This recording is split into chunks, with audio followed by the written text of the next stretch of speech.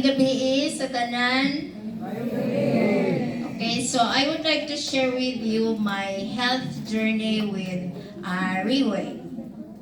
Maybe some of you here were my friends. I could not see clearly the one sitting at the back, pero maayong gabi sa tanan. Allow me to share with you, to talk to you around 10 minutes. Because according to the wisdom of our elders, daghang sulti, daghang sayop. So ako lagi niyo siyang i-shorten. Okay, so just to give you a little background of why I had T2DM. Actually, it's more scientific of the type 2 diabetes mellitus.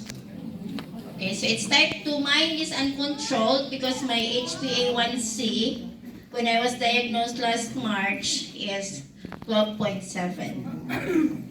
Very high because according to the American Diabetes Association, 7 below is controlled, 7 up is already uncontrolled. So before I am going to give you the background of why I had that, I'm a research director, but then for 20 years, I was a professor in a university. I would not name the university because I already retired. I retired during the 2020 pandemic. Medyo stressful sa to siya, so I retired. So 20 years in the academe, teaching mathematics in the college and in the graduate school. And also become the research director there for 6 years before I retired. And right now, I also transferred in another university, research director ng gihapon ko. But then, I had a lot of stints. Kanina naging retired na daghan na itong trabaho. It's an avenue, it's an open avenue nga daghan na kahit mukuha ng mga consultancy. So I became a biostatistician in how many hospitals? I would not be naming hospitals, but it's a tertiary government hospital. It's one. Maragawa na siguro na ko natanaw nga research because statistician is analyzing statistics data on researches on doctors, consultants, and also on residents and fellows. Pero ang wala siguro na ko nakita is the neurosurgery. I had cardio fellows, so stressful kind na siya nga life. Most of my time is that, I am going to analyze is sitting down, my activities mostly cerebral. Then I had also this consultancy sa airport, highly technical consultant because I had to analyze their customer satisfaction survey results. So,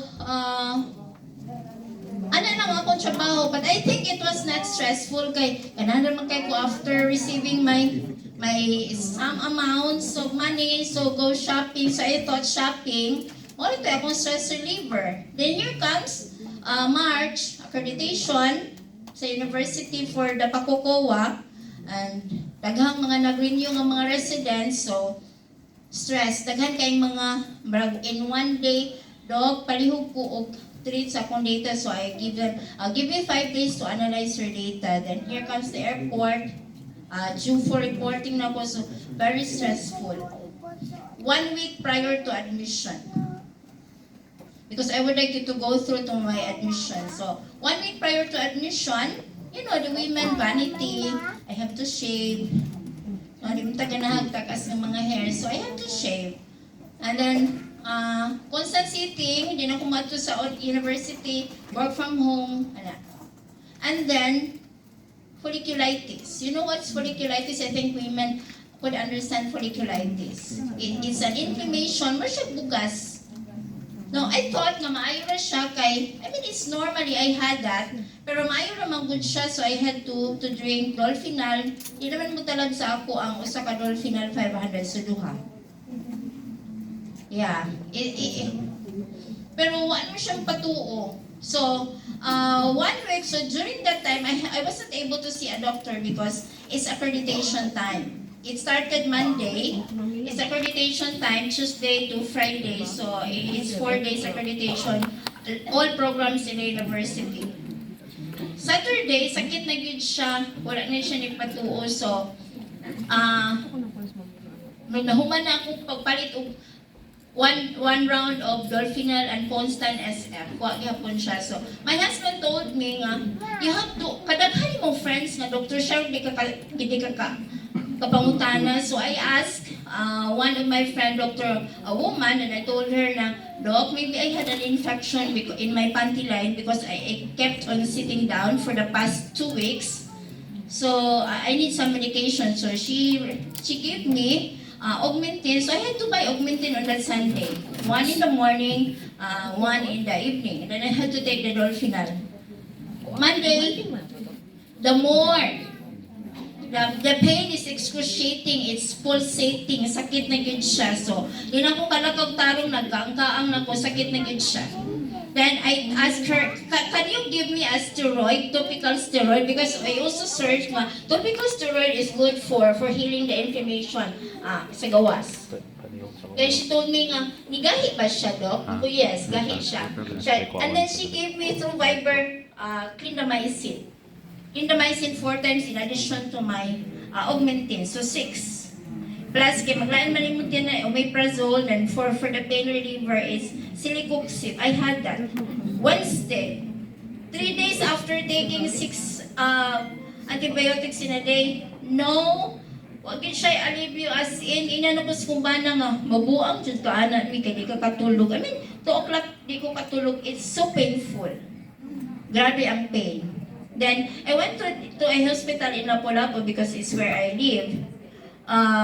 I was diagnosed with the AR. It's Bartholin abscess. It's the Bartholin gland abscess. If you would like to Google that, you can Google that and how painful is that. But then they would tell me nga, ay di pa na mo ma-drain ang imong pus kay we need to test you for the COVID RT-PCR. So, ilan po mo ipastay sa ER? I mean, my condition is kay ipangihi sa ER. Hugaw kayo ang ER. So, I have to go home. Then, take chances. Kung panawag in the morning, abay, ikapilan na ko nga linya pa doon sa private room. Wow. Then, napamian ng mga binisaya, ang tuwanga, di ba? Tumtuman ng hubag.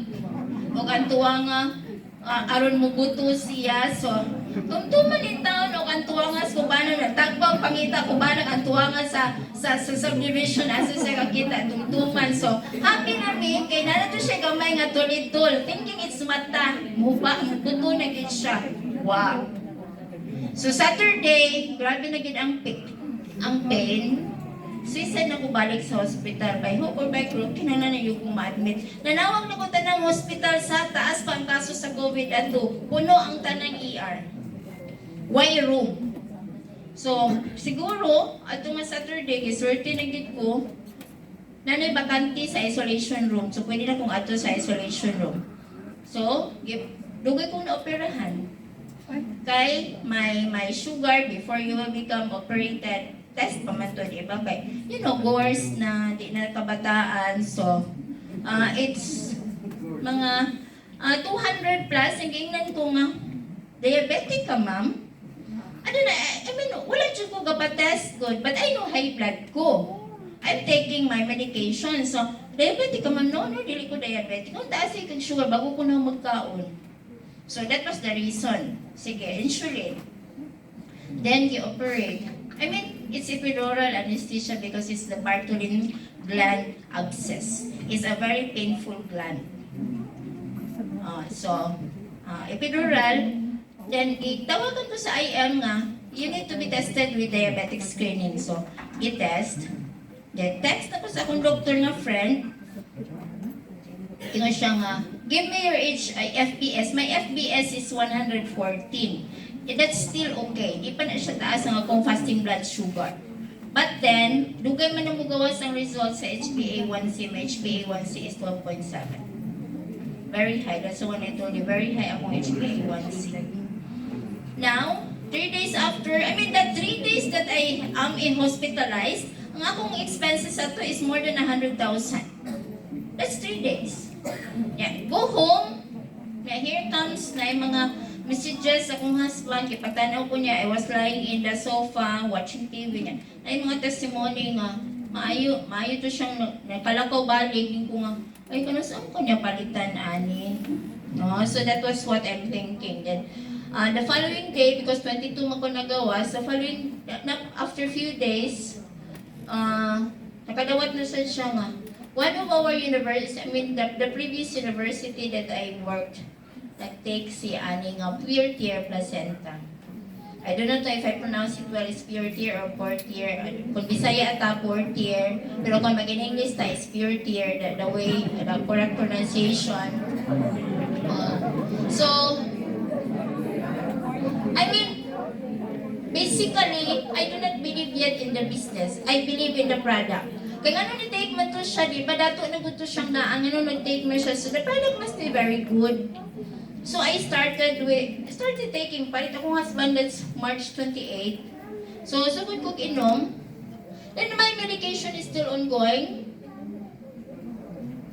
Ang antibiotics, and here comes, dapat tigig 1 month akong antibiotics, kada simana pa inisan sa doktor. Usa na lang yun ang akong matake orally, the rest kay, based on my culture and sensei, injection. But mind you, nag-infection na sa kuglain. So nanasyan siya, padoon sa samad, samot na sa kung dili makalihok, nanasyan to siya ng murot dito, murag mo gahit daw, pero it's so painful. So, kung nahuman na to siyang hubag, wala pa na the pus is there. Ang nana pa ha, hindi ko pwede po nga mag-napkin or mag-ini unsa, kay ma-infected man siya, so I had to lie down. Every now and then would change underwear.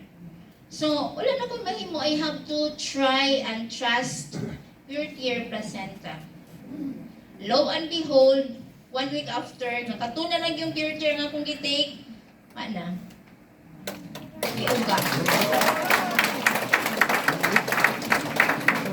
Kung diabetic ba yakal, kay nisud ba ang mga samad maayo. With my 12.7 HbA1c, we need to say it's 12.7% of my hemoglobin or my red blood cells is sugar-coated. Monibot pa sa buta na. Meaning to say, I had already very high sugar for the past 3 months. That's how it is. So I do not know that I become one of the statistics that I analyzed. So appeal na po nga statistics. So I do not want to preempt because I'm a researcher and I use fully based it on science.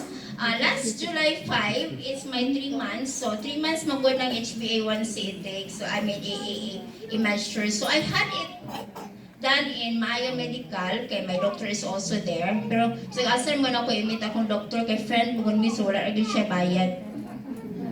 No? So is from 12.7 to 6.584. I would not have wanted to believe that it's the Purtier Placenta that has the sole factor of my lowering of my HbA1c because I'm into research. So, I do not want my friends nga bakak-bakak, sulti-sulti raman na siya because math teacher ba ako is pure, it's stochastic science. Although I'm doing statistics, it's probabilistic, but it's still, there's empirical data, based on empirical data. So, I had to search on medical literature what would have lowered my HbA1c significantly. Then one is exercise. I did not exercise. Pag mata na ko ikabuntag, nagkape, nag-prepare, trabaho, ni-drive. Wala, di ko ka-exercise. Exercise na sa kasaka, fifth floor, di mo siguro na-exercise, di ba? Oh, so, more na siya. Diet? I did not do diet. Why would I diet? What's the use of my work? Hindi ba sa ko pasubran sa pag-gown? You know, too much is, di sana siya maayo. Pero di ko pwedeng ma-deprive on something that I worked for. So, there's no other, I narrowed down all the confounders of my lowering the HbA1c, and only one thing is the Purtier Placenta. And I am very, very proud to tell that to my friends, researchers. Mapita ng last Saturday dito may Bohol, Nabina rin akong friend because Dr. Jala would not, believe right away if it is not based to research. So, I have to base it on research para dili ko ingon na quack, di ba? I'm a doctor, pero dili mo ko medical doctor, I'm a PhD. So, sometimes when we are in a group, silang medical doctors, I am the PhD, I would tell them, you are the true doctor, I'm the quack. No? So, dili ko pwede tawagon og quack. So, thank you very much for my upline. Nag-introduce na ko ni Purtier. Kaya kung wala pa, sentensya na gid na ko ang diabetes. I would not have bounced back to life. Kaya kapoy ba yan na kay diabetes, but karon it's so normal. And that's why this is my first time sharing here, and I would really say if you do not believe on others, bahala na sila mo to, but I believe in how Purtier changed my health and my life